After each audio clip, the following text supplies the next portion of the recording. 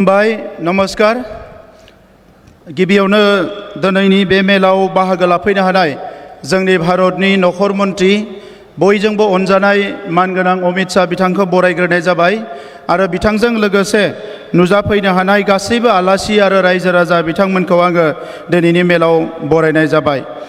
दुनिया के सबसे बड़े लोकतंत्र की ऊर्जावान और निर्णायक गृह मंत्री आदरणीय अमित शाह जी, असम के सबसे गतिशील और कर्मयोगी मुख्यमंत्री डॉक्टर हिमंत बिश्व शर्मा जी, आज के इस मंच पे उपस्थित असम के स्पीकर माननीय विश्वजीत दैमारी जी, मंत्री यूजी ब्रह्मा जी, मंत्री अतुल बोरा जी, मंत्री अशोक सिंघाल जी, संसद और असम के भाजपा के अध्यक्ष दिलीप सैकिया जी, संसद रंगरा नार्जारी जी, संसद जयंत बसुमतारी जी, कार्बी आंगलंग ऑटोनोमस काउंसिल के चीफ तुलीराम रोंहांग जी, BKWSC की प्रमुख मिहिनेश्वर बसुमतारी जी और आज इस मंच पर उपस्थित भारत की होम सेक्रेटरी गोविंद जी, DIB की डायरेक्टर तपन डेका जी और उपस्थित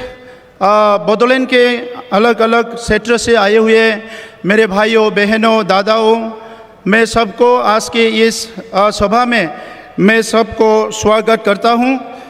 आज हमारे लिए फिर से एक ऐतिहासिक दिन है।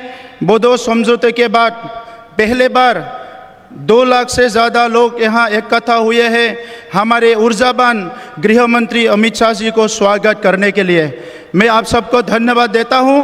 आपने यहाँ एकजुट होके फिर से आपने आज दिखाइए कि बोडोलैंड की जो जनता है ये हमारे प्रधानमंत्री नरेंद्र मोदी जी के साथ है, गृह मंत्री अमित शाह जी के साथ है और असम के मुख्यमंत्री डॉक्टर हिमंत बिश्व शर्मा जी के साथ है।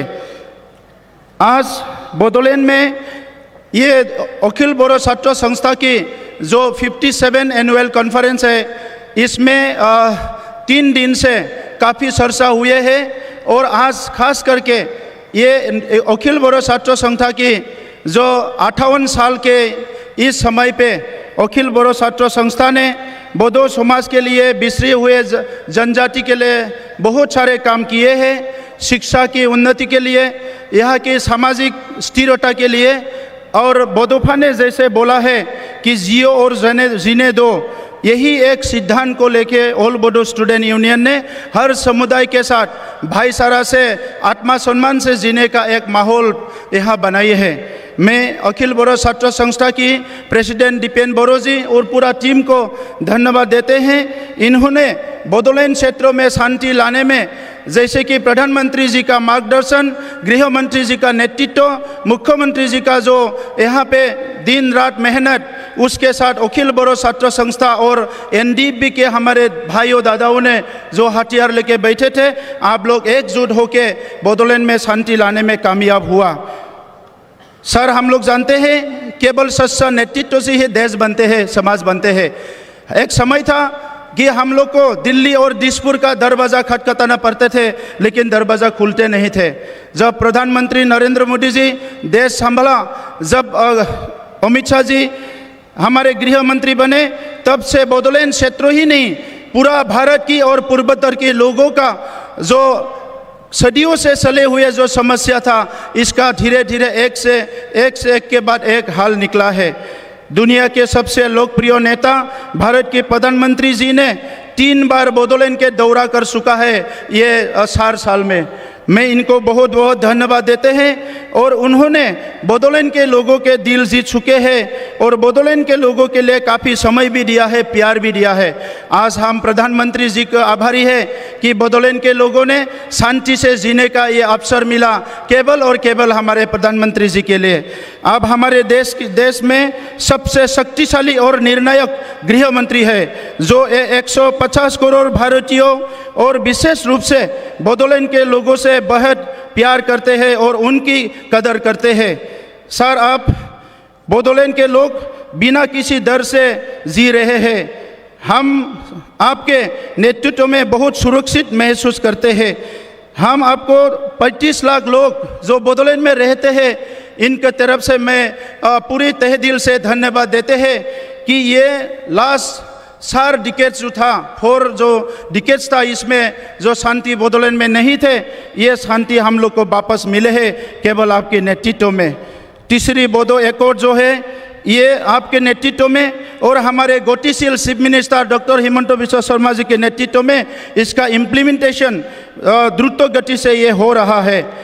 हम आपको बोल के खुशी है कि जो ये 3 साल में हमारे जो भाइयों हथियार लेके लड़ाई किए थे, जो लोग मूल धारा में आए हैं, इनमें से करीब 5000 लोगों को रिहेबिलिटेशन दे चुके हैं। जो मर गए थे जिसको हम लोग मार्टियर मानते हैं, 632 लोगों को मार्टियर को अभी तक मुआवजा दे चुके हैं। जो भाई मूल धारा में आया है उनका स्किल ट्रेनिंग से लेकर जो कोऑपरेटिव मूवमेंट है, जहां आप मंत्रित्व करते हैं, ये सहकारी जो डिपार्टमेंट में, इनसे भी इनको बहुत ट्रेनिंग और सपोर्ट मिला है। आज की इस समय में सर मैं ज़्यादा बोलना नहीं चाहूँगा। हमारे जो 6 शेड्यूल काउंसिल है, आप आने के बाद काफ़ी इसका जो स्ट्रेन ये काफ़ी बढ़ रहा है, इनका प्रॉब्लम काफ़ी हल निकल चुका है और अभी के समय में ये काउंसिल में रहने वाले लोगों के विकास के लिए खास करके आसाम में हमारा मुख्यमंत्री जी ने काफ़ी कुछ किए हैं। यहाँ एजुकेशन, यहाँ सड़क बनाना, हर एक समस्या के हल के लिए काम किए हैं। सर अभी हम लोग का सब नॉर्थ ईस्ट से हो या बोडोलैंड से हो, एक ही विनती है आपसे, जो हमारे भारत के संविधान की 125वां संशोधन के लिए हम लोग इंतज़ार कर रहे हैं। ये होने से काउंसिल के जो गवर्नमेंट है और काफ़ी ज़्यादा कैपेसिटी से लोगों के सेवा कर पाएंगे। तो इसीलिए मैं आपको ये बात दोहराना चाहता हूँ कि अभी एक नेता है जो इसको हल निकाल सकता है और पूर्वोत्तर के जो 10 शेड्यूल काउंसिल के इसको आप स्ट्रॉन्ग कर सकते हैं। सर मैं आपको फिर से धन्यवाद दूंगा क्योंकि बोडोलैंड में शांति लाने के साथ साथ बोडो समुदाय हम लोग बिसरे हुए, अपने आप को बिसरे हुए समझते हैं, नेग्लेक्टेड समझते हैं, लेकिन इस जनजाति के बहुत सारे आपने काम किए हैं और हाल ही में नेशनल कैपिटल में एक सड़क बोडोलैंड बोडोफा उपेंद्रनाथ ब्रह्म जी के नाम पे आपने डेडिकेटेड किया है। इसके लिए मैं सबको एक बार जोरदार तालियों के साथ सर को धन्यवाद देना चाहता है कि आपने बोडोफा के नाम पे दिल्ली में एक सड़क डेडिकेट किया है। मानगोनां रायजोफोर, आं गोलाव बाथ्रा बुंनो सानाखै, दिनै जोङो मानगोनां नखर मन्त्रि बिथांखौ खोनासंनो फैदों। बडोलैंड एकर्ड, 3rd बडोलैंड एकर्ड जानायनि उनाव जोंनि ओनसोलाव गोबांबार जोंनि मानगोनां नखर मन्त्रि बिथाङा 5 टाइम्स फैबाय, खेबबा फैबाय।